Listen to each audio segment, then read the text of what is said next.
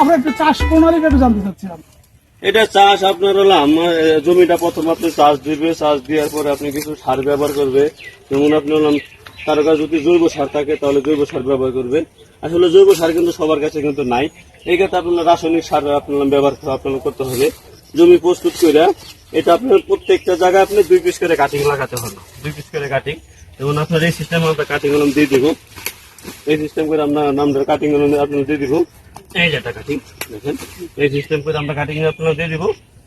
এই জমিটা একটু শক্ত হয়ে গেছে, গাছের জ্বর কিন্তু এটা গাছটা আপনার রোপণ করবো না, এই সিস্টেমে দিয়ে এই মাথাটা একটু হালকা বাই করে রাখবো।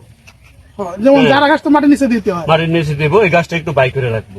বাই করে রাখলে বোধ আপনার 100% জার্মিনেশন হবে। আবার এই গাছটা আপনার আরেকটা আপনার কি করতে হবে, কাজ করতে হবে।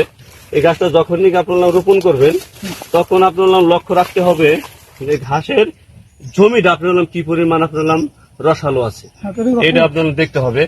ধরেন এটা আপনার হালকা পরিমাণ কিছু আপনি ভিজা রাখতে হবে।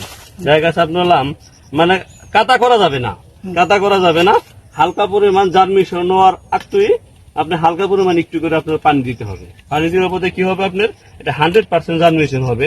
এই পদ্ধতিতে আপনারা ঘাস রোপণ করেন, যদি আপনাদের ঘাস না হয় তাহলে আমার কাছ থেকে জরিমানা নেবেন। জরিমানা নিব? হ্যাঁ। আমরা কি একটু দেখতে পারি পাতা চওড়া কি পরিমাণে আছে একটা ঘাসে?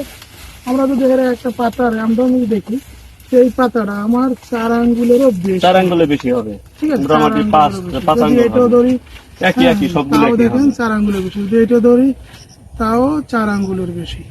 এবং ভাই তো দেখালেন গুড়াতে যে অবস্থা, এদের গুড়াটা এটা হলো প্রথম, তাই না? প্রথমবার এটা প্রথমবার। আর